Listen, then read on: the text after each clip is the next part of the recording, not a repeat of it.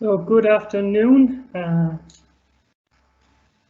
like to extend a very warm welcome to everyone to this afternoon's talk. My name is Paul Bulger. I'm manager of the Environmental Research Institute here at UCC, where we have 400 researchers working on a variety of sustainability challenges around circular economy, climate action, and healthy environment. So I think you don't need me to tell you that we've lived through an unprecedented 3 months here in Ireland, trying to grasp and grapple with the COVID-19 pandemic. It's had a lot of economic and societal challenges. But I suppose for those of you interested in environmental and sustainability issues, which I presume is most people listening in today, a key question is how we can learn from the pandemic to create a more sustainable world. It's been argued, I suppose, that the pandemic and the associated lockdown might be providing us with a once-in-a-generation opportunity to move towards a more sustainable society. And I think the programme for government this week with the Green Party and Coalition has raised our hopes somewhat, and particularly in regard to investment in low-carbon transport. So we'll see how that goes. But within the Institute here, we thought it was opportune to maybe take time to reflect and take stock of really how COVID-19 pandemic has impacted on our environment and possible lessons that we can take forward to create a more sustainable society. So we have seminars over the next 4 weeks lined up for you every Friday at 1 o'clock.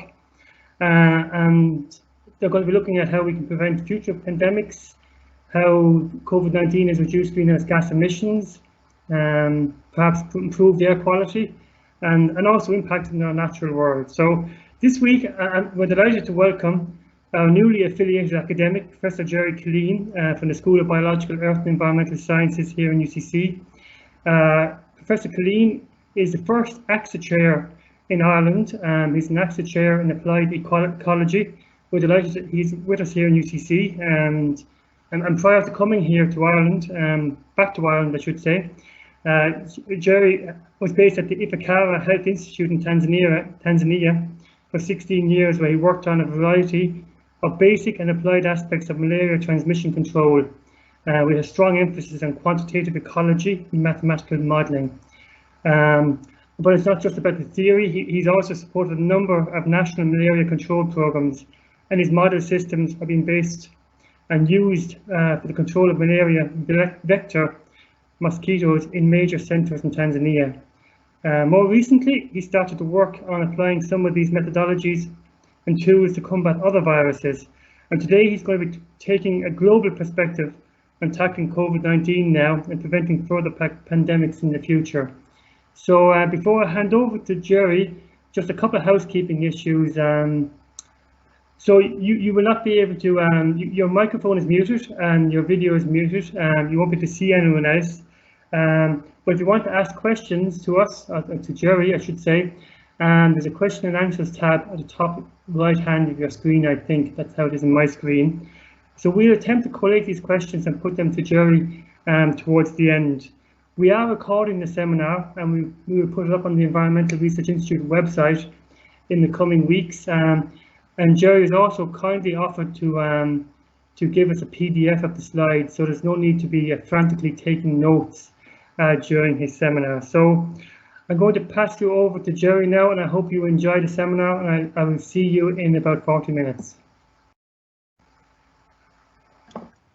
Thank you so much, Paul. Thanks, Aoife. Thanks, Sonia. Thanks, everybody, ERI and Bees and UCC. I'm absolutely thrilled to be at UCC, and I guess there's a lot to talk about, so I'm just going to try and get on with it. I'm going to fly through these slides. There's lots of detail in there that you can follow up with the PDF afterwards, and lots of food for thought. So that's what this is all about today, is stimulating discussion. Yeah, COVID is just the latest pathogen on the planet, and it fits into a spectrum. So I'm just trying to get it into context of all the other pathogens we already have on the planet. I'm going to start with the big three, including malaria. This is the face of acute malaria. I'm happy to say this little girl survived. And let me show you what the regular face of malaria looks like. So this is the standard face of malaria. This is the more normal picture, and this is chronic malaria.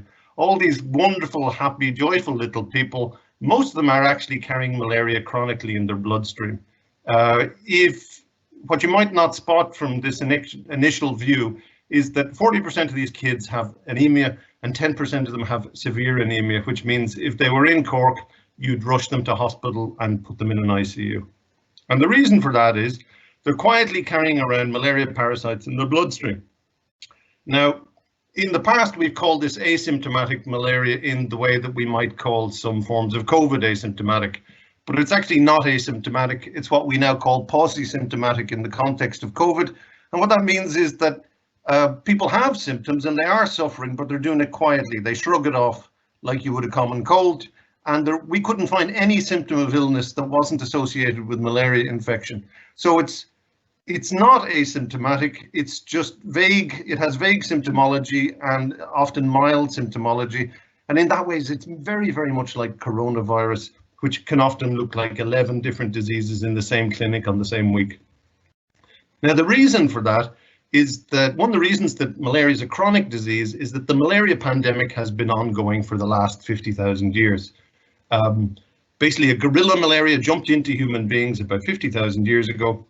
And since then, it has been exerting selective pressure on human populations. And as a result of that, there's a massive genetic footprint on the human genome.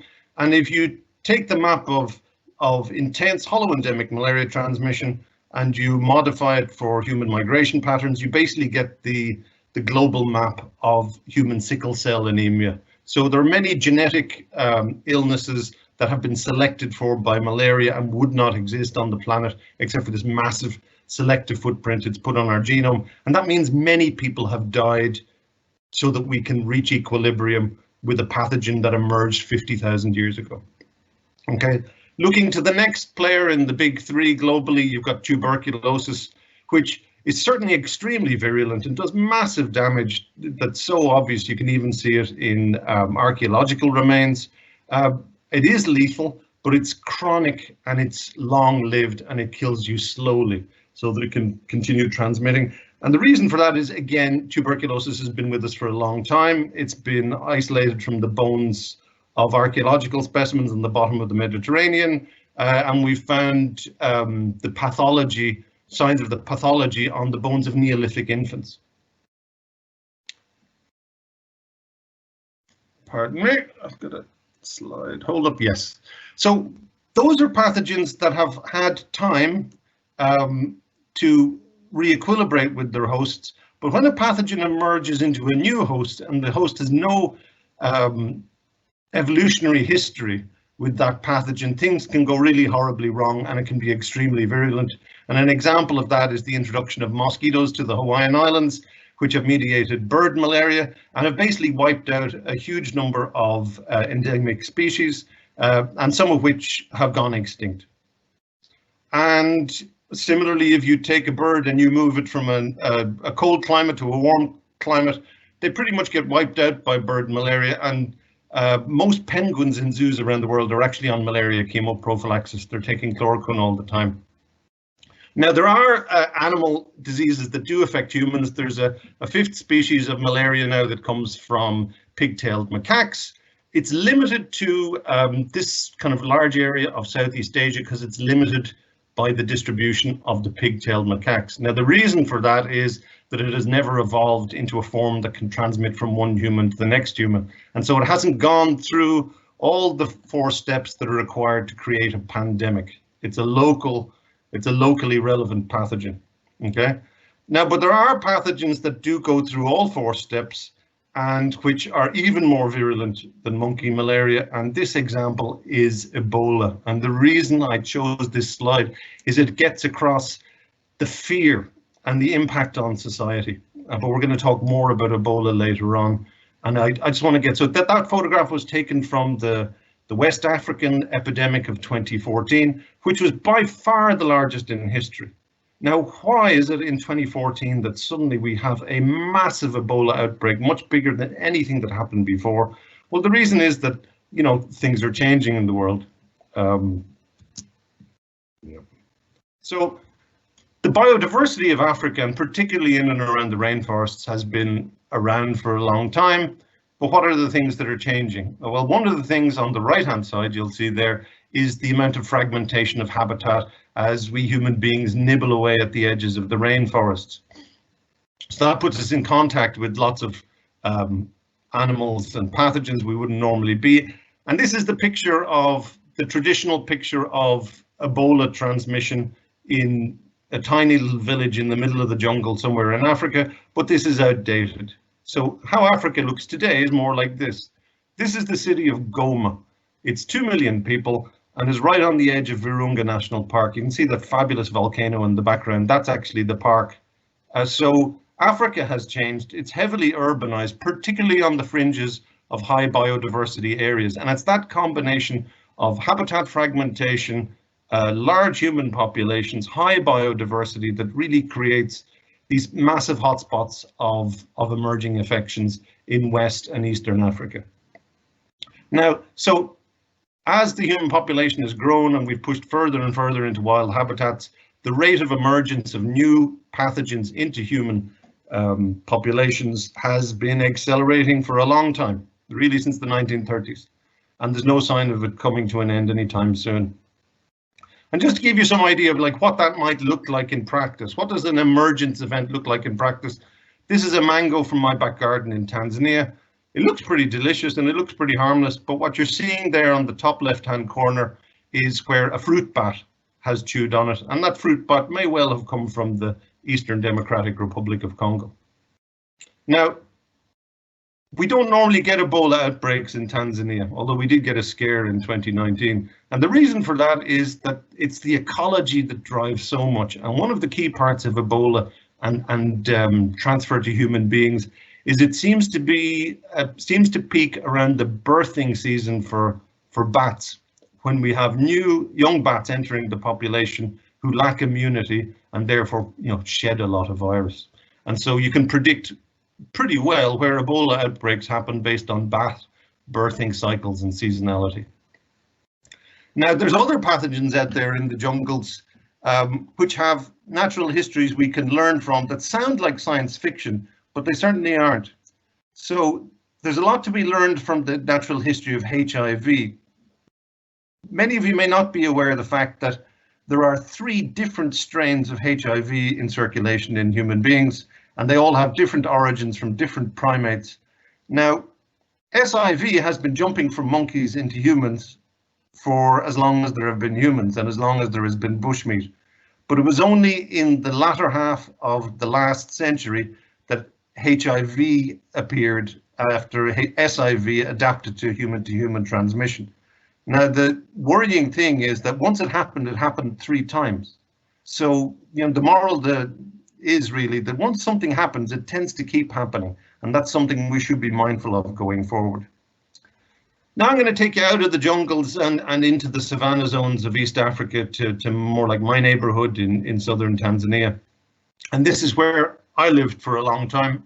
This is the Kilombero Valley. It's the largest wetland in East Africa. It's a spectacular center of biodiversity. It's incredibly fragmented.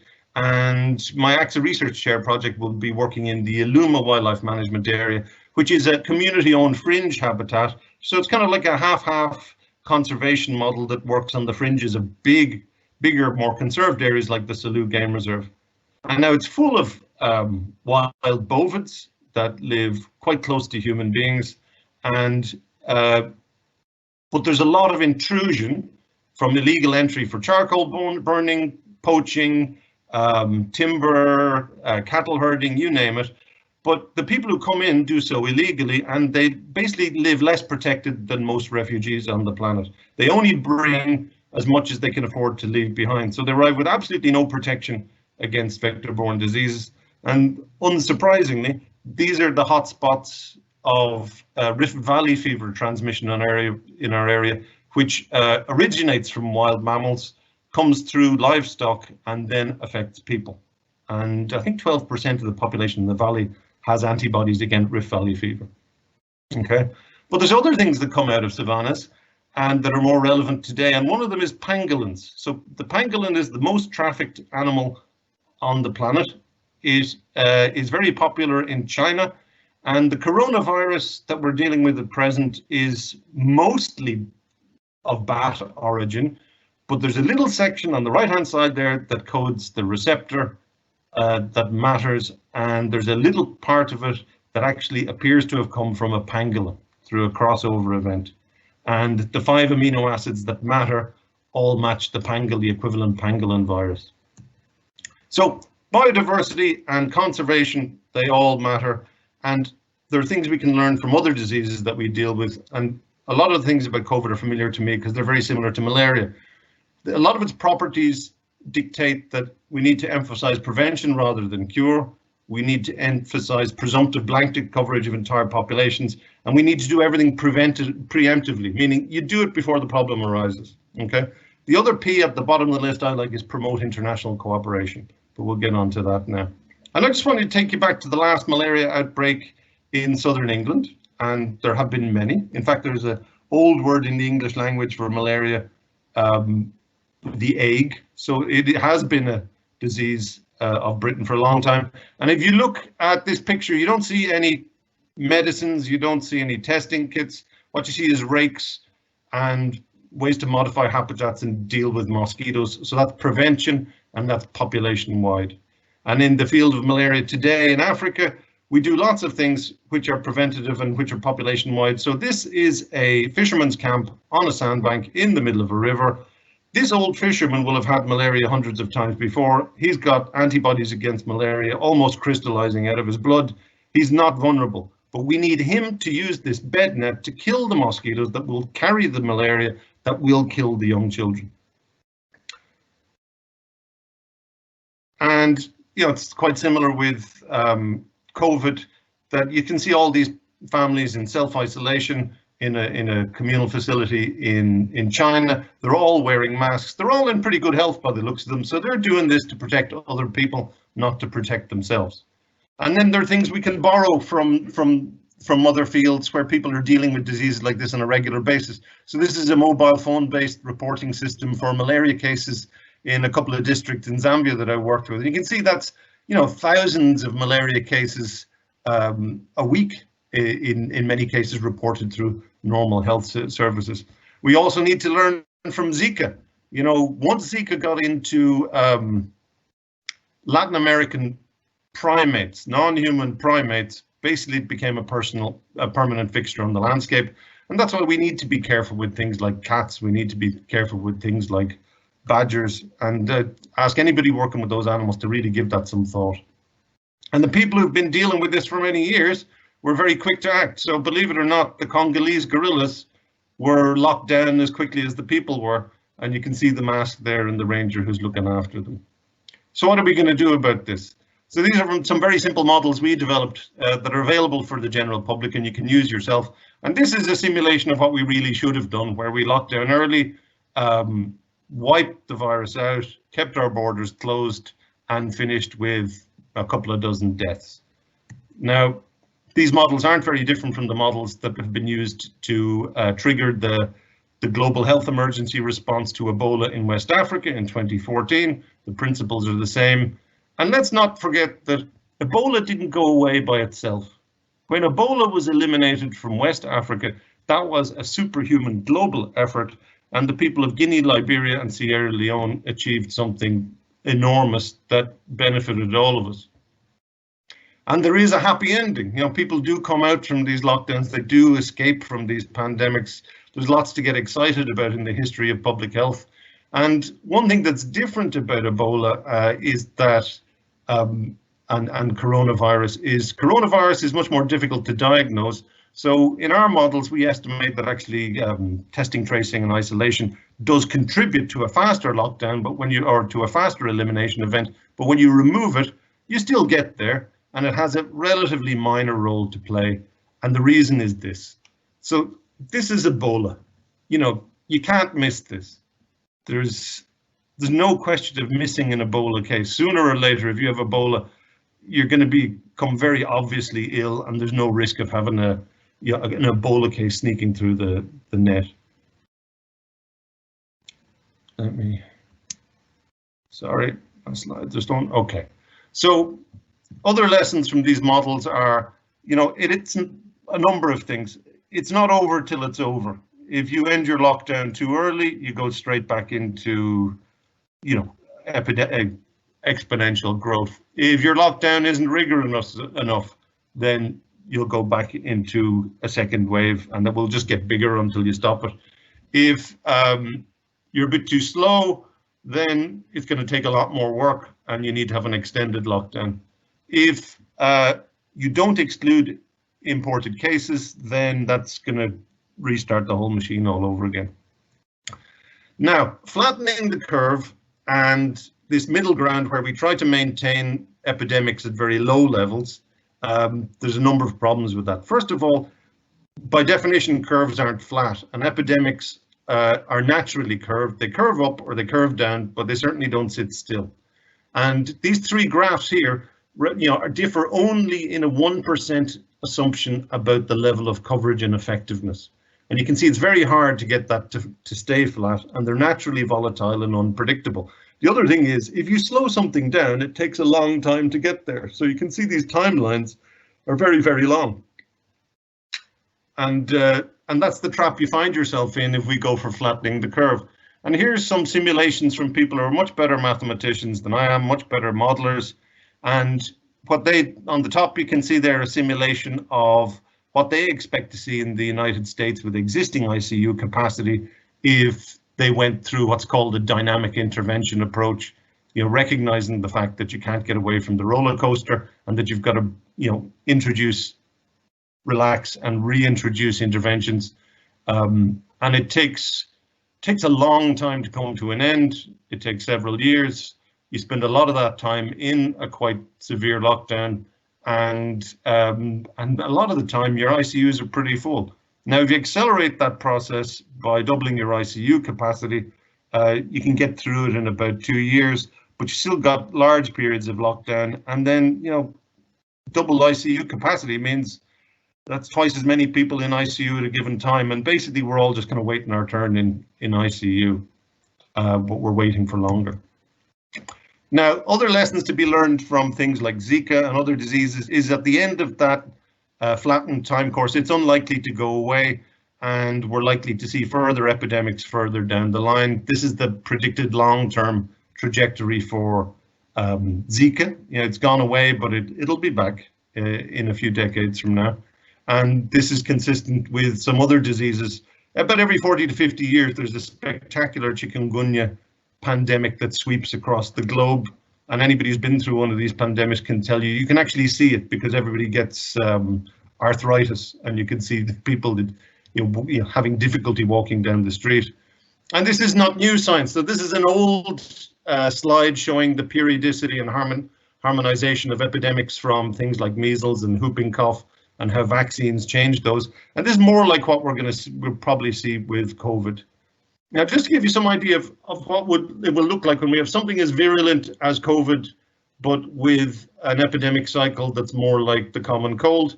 This is a dengue outbreak, and this is all the people that couldn't be accommodated in ICU, all spread out outside the hospital as best you can. And I know this happened at the start of the epidemic in China, in Wuhan also. So that's why I'm a big fan of crushing the curve. I'm a big fan of eliminating, and these are some simulations from another group, which look almost the same as our own numbers. And so where are we today? Well, if we're in Ireland, luckily, we're currently ranked as being in the club of good performers. We're on our way towards elimination. We just need to hang in there. However, if we take our foot off the gas, we're going to find ourselves more in this club. So this is the club of countries that many of them have actually done well, but because they've taken the foot off their gas, their epidemics have actually stabilized and are still cooking away at fairly high, fairly stable rates. And where we really don't want to find ourselves is in the club of poor performers who have, epidemics that are either barely contained or worse still, are still growing. I mean, the Swedish problem is still getting bigger, and the United Kingdom's in trouble, the United States is in trouble. So what do these countries have in common? Well, there's lots of things at issue here, and one of the biggest I think, outbreaks and pandemics have a history of fracturing societies, and a lot of countries that voted for populist, I'm going to use the word muppets in the interest of politeness, they are really suffering the consequences of that. Now,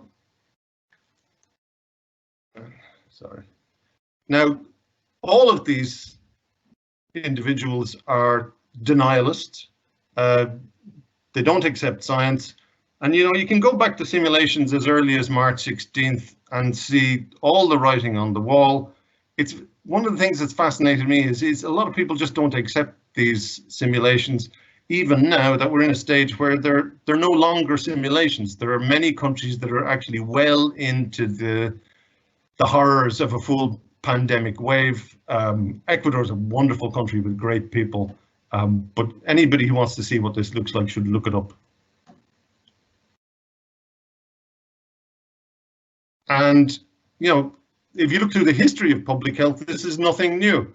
The roots of epidemiology are in the John Snow pump handle story, and it was not accepted that cholera was transmitted by oral fecal, the oral fecal route for decades afterwards, because people just didn't like the idea. And in fact, some people put the pump handle back on. Now, COVID really reminds me of Zika, because that was a silent epidemic. It sneaks up on you. Most people don't get particularly ill, and it's only really when you have a large number of cases amongst a very vulnerable minority that you start to notice. Now, the Zika epidemic and pandemic is over for most people, but it's certainly not over for this poor little fella, and we should be mindful of that, and there are lessons to be learned. There's also a problem in that the world has changed. One of the things that a very astute commentator mentioned at the real outset of this, when he looked at the properties of the virus, he said, this one is going to split society. And the reason for that is that risk is not evenly distributed.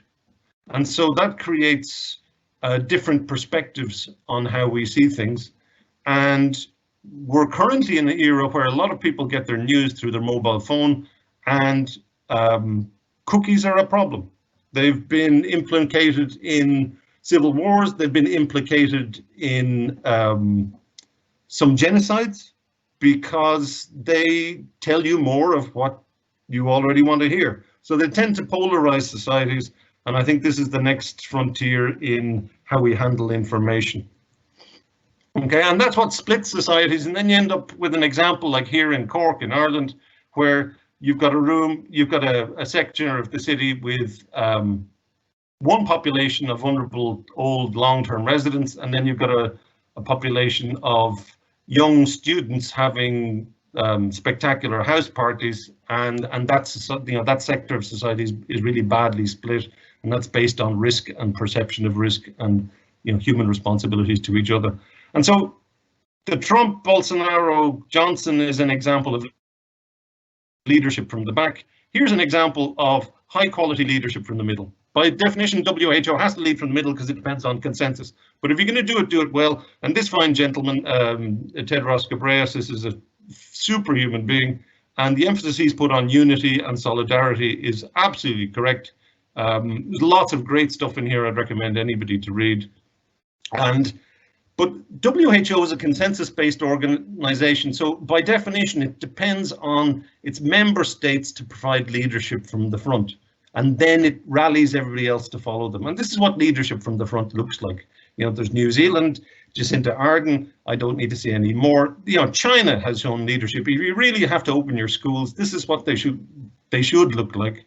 And China has less deaths at the moment in total in a country of 1.4 billion people than Sweden has. Okay, this is Uganda, which is not a country that's is very lucky in many ways. It's got possibly the most terrifying borders and neighbors in the world. It's got a lot that's not going for it, but it's been very successful in controlling COVID. And this is a queue of Kenyan truck drivers awaiting their COVID test results before they enter the country. Okay, we have to make some decisions here in Europe about, do we let people lead from the front, or do we follow the middle, or do we follow the back? And there's lots to choose from. So I think the Greeks led from the front when they told us that some of us weren't welcome in Greece because we pose a danger to their public health and their society and their economy. And you end up with, you've got to make a choice. And so this is a very simple analysis we've done recently that will be published very soon, and just makes the point that there's a very fine line between winning and losing, and there's no middle ground. Basically, to get the epidemic under control takes a huge amount of work, and to get it to shrink and disappear doesn't take much more work than that. So if you're going to get your epidemic contained, you might as well put in that little extra 10% effort, and then you crush it, contain it, suppress it, and eventually eliminate it. And the faster you do that, the better off you are. Okay, so given that those are the choices that you have, and the whole point about an R0 of 1, a reproductive number of 1, it shouldn't be a target, it's a tipping point. The problem with tipping points is they tip in both directions. So if you just stray on the wrong side of an R0 of 1, you're back into an exponential growth phase, and then you're back in trouble again. Okay, so if you have a choice, what are you going to do? Should Denmark and Norway and Finland follow Sweden, or should Sweden follow them? I would suggest the latter. And here in Ireland, we're obviously focused on the border with the north, but I think there's a lot to be learned from the fact that the Welsh police started stopping English tourists at the border quite a few weeks ago, and they decided that that was in their best interests, and that's leading from the front again. And leading from the front, a lot of people are unaware of the fact that Nigeria saved the world back in 2014, 2015. One index case of Ebola got into Lagos, and that gentleman took a very large trip around one of the world's biggest, most chaotic cities, and even got into the rural hinterland. 500 people had to be traced, but the Nigerians got everybody traced, got everybody contained. And unlike Guinea, Sierra Leone, and Liberia, Nigeria just has a huge diaspora, and it's a massive travel hub. So, if any of you would think that Ebola isn't a threat to you, I would say I disagree. And let's be thankful to the people who've been containing these things for a long time. Sorry, slide frozen. Here we go. Okay, now the other thing we have to bear in mind is that things could be a lot worse.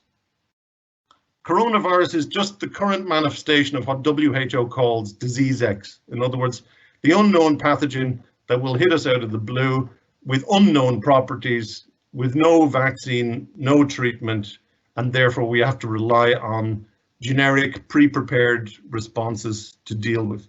And I really recommend anybody to look at Contagion. It's terrifyingly good. I'll be using it in my teaching. There's very few differences between what we're going through now and what happens in Contagion. Thankfully, one of the differences is that the virus in Contagion has an infection fatality rate of 20 to 30%, whereas coronavirus is more like 1%. Now, one thing to bear in mind is that the Contagion fatality rate is actually not far off coronavirus if you happen to be an over 80 diabetic with other underlying conditions. So, the world looks different depending on which part of the population you're in. And I think it's poignant that for all of us, that as we're figuring out how to deal with coronavirus, there's a lot of people in the Eastern DRC who are just trying to get the end of their Ebola containment effort, and who haven't had enough attention from the rest of us. Again, Tedros Ghebreyesus said lots of things. He said, listen, the Eastern DRC had enough problems already. They needed investment in their health systems. Ebola is just a spur for all of us to do lots of things we should have done decades ago, including making peace, which needed to be done for decades in Eastern DRC, but we found a solution to when we realized that it threatened all of us. Now, the DRC is just one nice example of a place that has many troubles, but it's also an amazing place. It's fabulously rich and biodiverse, and has, you know, our nearest relatives live there. There's lots to see, and that doesn't take care of itself. There's lots of people who work very hard to keep these things, you know, managed. Virunga is also the world's most dangerous national park. You can see how these rangers are armed. I think they'd be the right lads for Magazine Road, you know, but they don't get everything their own way, and they're people just like us. They have families, they have kids, and we need to open our eyes and get behind these folks. And those kinds of careers are difficult, and they need support. And, you know, that's what, you know, we all need to get behind. Things that are very difficult, they tend to feel good when you're successful. Anything that's really worth doing is difficult, but, you know, that's why it feels so good. But you can't do it by yourself. And so, as a society, we need to get behind people who reach out and are going to resolve these issues of equity, poverty, biodiversity, and emerging pathogens on our planet. And we need to do it in a different way. So this is I'm embarrassed to say, this is the picture in malaria where all the high-end scientific capacity is in non-malaria endemic areas. And, you know, unsurprisingly, you know, all the world's scientific capacity is in the wrong places to address the big challenges we have. And so it hasn't changed so much from the days of kind of colonial malaria eradication campaigns. And so the last time I presented this slide, this is actually what my audience looked like. There was one Nigerian mathematical modeler in the audience who was female. Everybody else was a white male mathematician, and that needs to be addressed. You know, things are changing. Let's invest in the future. Invest in people like Sheila. So Sheila Goma developed this object you see hanging up in the middle is a repellent device that protects you outdoors against malaria for up to 6 months. And only Sheila could have thought about that because she grew up in rural Africa. These are the people we need to invest in. I just want to make a point. It's not all hardship. It can be an awful lot of fun. The talent in Africa is amazing. You do get to go on quite pleasant trips. This is a joint student expedition I ran a few years back, and I'd like to do more of that kind of thing. But we have to change how we do business. So here's an example from USAID, and I'm sad to say the last time I checked, only 15% of all USAID funding actually reached local organizations in Africa.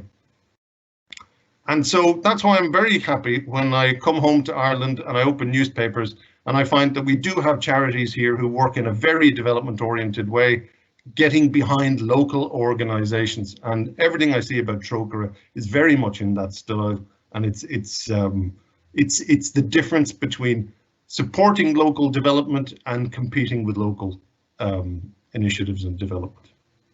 And so there's a lot at stake here that's very fundamental to our existence.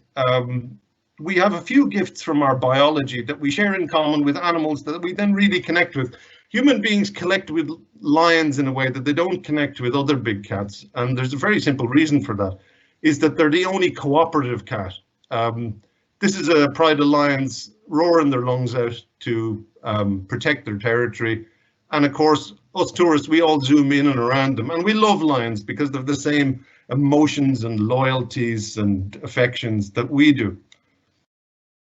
The other animal that we relate to very, very well is elephants, who are sometimes more human than we are. And one of the reasons for that, apart from their cooperativity, is that they value the elderly.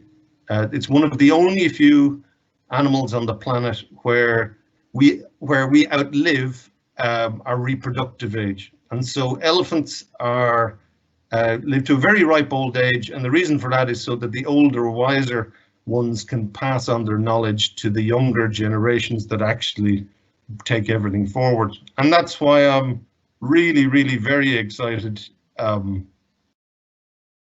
the future of our planet at present, because any of you who are out there who are younger, I frankly have an awful lot of confidence in your generation. I think you're doing all the right things, and there's lots of opportunities in this crisis to do things in a much better way.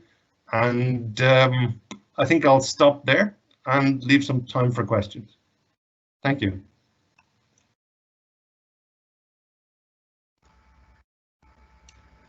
Okay, Gerry, thank you very much for that a very comprehensive run through of viruses, where they come from and where we're going. So I'm going to kick off with a question myself, if you don't mind. It was a somewhat throwaway remark in your presentation, but I'd like to explore it a bit more. It's some consequences, I suppose, in terms of what we do here at the Institute. But that's around biodiversity and conservation. And you said that they matter, and you've worked a lot in Africa, which is a hotspot for a lot of biodiversity. So I'm just wondering, in what sense do they matter, and what can we do, I suppose, to use increased biodiversity and conservation to protect us against viral outbreaks? Well, I think investing in sustainable natural resource management is vital. You know, the conservation areas have to be financially viable. They have to pay their own way. There are lots of creative models. We can't turn all of Africa into a national park, and there need to be business models for things like wildlife management areas. So only, for example, Tanzania has 28% of its surface area is protected in some way. I mean, it's an amazing country. It's a country that's got it totally right in terms of a commitment to protection, but only 8% of that is national park. All the rest is reserves and wildlife management areas. And for example, the reserves are currently in deep trouble because a Canadian dentist, I think, shot Cyril the lion in Zimbabwe, and the backlash from the global public has resulted in a ban on hunting trophies. Now, what that means is that the hunting tourism trade has halved overnight. And what it means is that those conservation areas, game reserves, etc., they can't pay the bills and they can't send out patrols. So conservation has actually been really badly eroded, and we're losing far more lions than the hunters ever would have taken away. So it's all about people. The animals are quite good at looking after themselves, as long as we leave them in peace, as long as we don't infringe on their habitat, as long as we stop breaking up habitats, and as long as we make it financially viable for communities to leave those habitats in peace. Does that answer your question, Paul? Absolutely, Gerry, very comprehensively. We have a few questions on the Q&A, and if there's anyone listening, feel free to add questions to the Q&A tab, and we can ask them to Gerry. So John Quinn has a question, Gerry, around, are we in the West the third world when it comes to pandemic control? I think we have a lot to learn, and I think we've used the word exceptional about our nearest neighbours, but if we're honest with ourselves, many of us in Western Europe and in North America are guilty of exceptionalism. You know, the virus only sees Homo sapiens. We all follow the same rules of biology. You know, the Swedish tragedy has been pointed out as really an example of how exceptionalism can get you into trouble, and we need global solutions. We barely have the capacity globally to tackle this. There's no country in the world that can tackle this alone, and we need to have more respect for other cultures and be more willing to learn. Okay, thanks, Gerry. And John, as a follow-up question, in relation to Africa, is wildlife treated with suspicion because of their linking to their sources acting as sources of pandemics?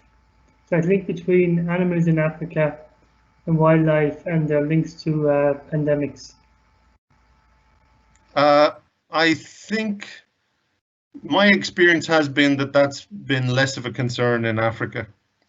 Usually the the big threat to both the wildlife and to the people who are at risk or risk bringing pathogens back into their societies. The drivers there are mostly about their household economics. It's about putting food on the table. You know, I have encountered many poachers on my little walking safaris in Illuma, and I have no photographs because those guys move fast. Because they're desperate. They know what's going to happen to them if they get caught. So they only do this out of, you know, out of need, and it's socioeconomic, and it's about equity. Okay, thanks, Gerry. So we have another question now. What do you make of the recent outbreak in China, especially the reports that symptoms seem to be quite different from before? Does this say anything instructive about the evolution of the virus? Well, first of all, I'd say it's difficult to be sure.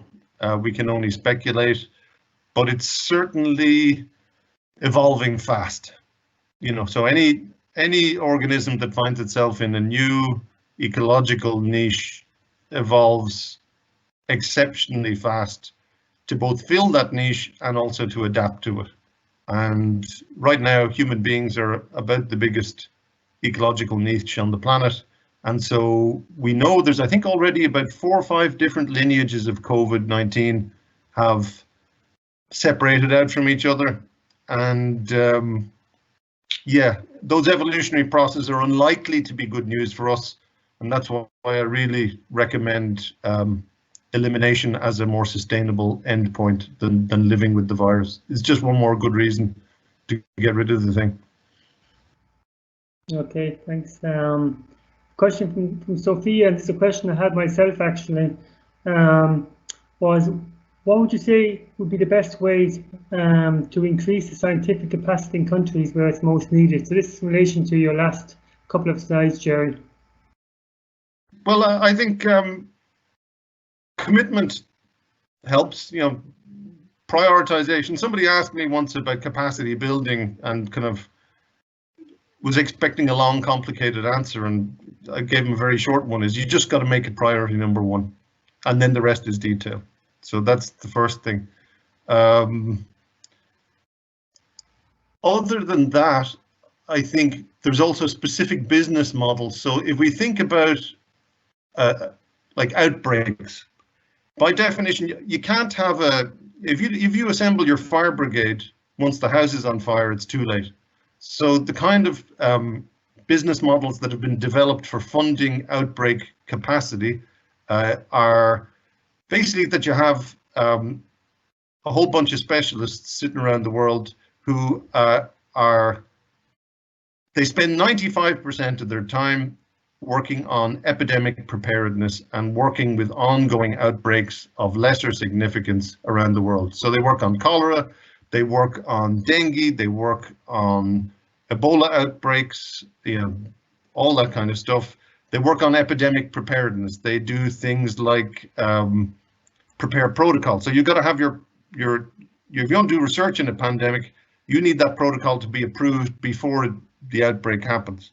You need to have funding pre-approved. You need to have, so there are many ways to pre-package your funding and your procedures and everything else for pandemics, and you do that all way in advance. And so you basically fund a cohort of people who most of the time are working on preparations, but then when the real thing happens, they exist. You know, they're ready.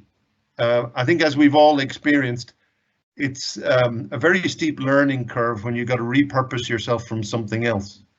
So, you know, it's good to invest in those people long before you need them. And also, yeah, it's a win-win situation where those people have time to invest in the countries that still have infectious disease outbreaks as a normal part of everyday life. So it's an investment in development in the poorest countries in the world, but it also gives you the global resilience to deal with global level threats. Great, yeah, I suppose it reminds me we have a United Nations Water Capacity Development Centre here in UCC, and I guess who do outstanding work. Yeah, a lot of the time is spent actually increasing that capacity on the ground in terms of water quality monitoring. So another question has been around, has there been any concerted habitat eradication programs occurring in Africa under the guise of controlling certain pathogens? Well, the classic one historically is bush clearing for tsetse control and for trypanosomiasis control. You know, if you want to get rid of tsetse flies and malaria have basically shaped the history of Africa, and one of the most destructive ways that you can control trypanosomes, which is basically sleeping sickness for people, and nagana for cattle, which is a huge economic issue, is simply that you cut down all the trees and the flies don't have anywhere to hide in the shade in the middle of the day. So a lot of deforestation was driven by clearing bushland for cattle. Okay, that's really interesting. We've got a couple more questions, Gerry. Then we'll let you go. I know there's a lot of questions coming in. Next one is a really interesting one, actually. It's around global warming. So as global warming takes hold, is it inevitable that a range of parasitic species endemic to the tropics will extend to us here in the Northern Hemisphere? Yes. Yeah. Would you like to elaborate, or are there any particular, I guess, viruses or parasites that you would be concerned about? Well, I think, you know, Italy, Spain, they already get outbreaks of things like, I think, Zika. Certainly, you get occasional sporadic cases of things like chikungunya, I believe. But you know, as things warm up, all that will move north. We do have malaria vectors in Ireland. Every country in the world used to have malaria. Even Finland had malaria, believe it or not, because that has warm summers. So, so all those things are possible. They're not my biggest worry. You know, when I look at the big issues facing us in terms of transmissible diseases, I'm much more worried about natural resource management than, you know, global warming is a problem, but I'm more worried about the impacts on, actually for global warming, the thing I'm most worried about is it turns people into refugees, because it moves around rainfall. So it moves around malaria transmission and other diseases, for example. But the other thing, the reason for that is it moves rainfall around the planet, it changes the patterns, and that turns people into refugees, which makes them vulnerable. It moves them off land that used to be viable, and it just means that people are much more vulnerable to things. And as the population grows and we run out of space, you know, it's really a bad recipe in terms of how we interact with our remaining surviving biodiversity. And so we should expect, you know, COVID is not the last pandemic, and sooner or later something is going to come along that's worse. It may happen in my lifetime. It'll most certainly happen in my children's lifetime. So we need to all treat this, you know, with the significance that we haven't so far. This isn't just an issue for us. This is an issue. How we handle this will determine how our children will handle something worse when it comes along. Okay. Question from one of your department colleagues, Tom Reid. Do you think any of our politicians are listening to your arguments, the merits of eliminating rather than suppressing COVID-19? I'm not sure. I don't know. I've never had a response from any of them. I have volunteered to testify to the Oireachtas committee. I received an acknowledgement of receipt, and that's the only acknowledgement I've ever received from any authority in the Republic of Ireland, even though I started kind of sending alarm bell messages as early as March 6th. Yeah, absolutely, and you're well done on your comprehensive media engagements over the last few weeks, Gerry. It's been great to hear your voice on the radio. Question from Gino Dwyer. Hi Gerry, do you think there is a balance to be achieved between virus control and protecting the wider health of the population? For example, to eradicate the virus in Ireland now, we would have to go into lockdown again. The economic and psychological effects of this could arguably have a greater impact than the actual disease, demographic dependent. So Jean is looking for your thoughts on that, Gerry. Yeah, well, I think the thing that's tricky about this one is that the middle route is not there is no middle ground that is financially viable. Okay, so if you look at the data trends, we're heading towards already in phase 2 towards a stage where the epidemic is not shrinking as fast as it was. It won't be, it won't take much more relaxation before it's stable, and it would take very little further relaxation before it's starting to grow again. So my concern is that there is no equilibrium point where we can get businesses back to financial viability and still keep everybody safe. So that's where I don't think these things add up. So the best analogy I can think of is that if you've got to swim across a river, or you've got to swim upstream, or let's say you've got to swim against the tide, your boat has sunk and you've got to swim against the tide back to the beach. Now, you might be tempted to conserve your energy so that you'll make it, but the problem is that as soon as you do that, the tide just sends you back to where you came from, and actually you're going to run out of gas before you get home. So you actually you start churning the water as hard as you can to get there before you run out of energy, and that's very similar to our financial situation. If we dig ourselves back into a second wave,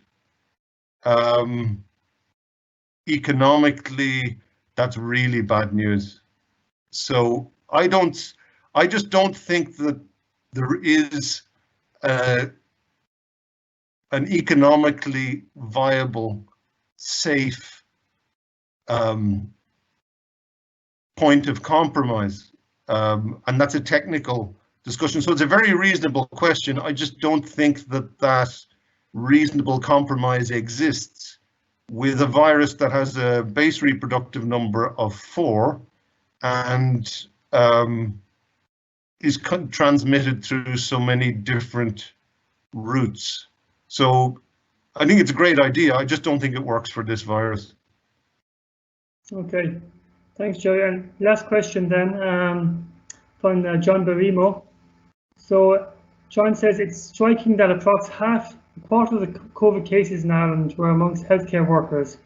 Is this sort of attrition rate the norm around the world, as well with other infectious disease outbreaks? Yes, absolutely. It's a standard feature of outbreaks. The first people who get hit are the first responders. So that's one of the tragic aspects of these things. And I'm sure you can imagine I've an interesting network of friends. An awful lot of them are medics. A very large proportion of them are emergency medics, and they're having a tough time right now. And I really, when I see tweets from people working in ICUs taking photographs of other people doing all the things that will kick off the epidemic again, and they say it's so demoralizing and so it's just so frustrating. I totally agree, and I totally understand why nurses in New York have walked off the job. I know health staff in Brazil are totally demoralized. I've seen what happens to totally overwhelmed health staff in impossible situations. I think we're asking too much of people, and the rest of us need to do our bit. Thanks very much, Gerry. I think most of Ireland would agree with you on that one, that we owe a huge amount to our healthcare community and our medics, and that's in hospitals and nursing homes and care workers in homes. So I think we'll leave it there, Gerry.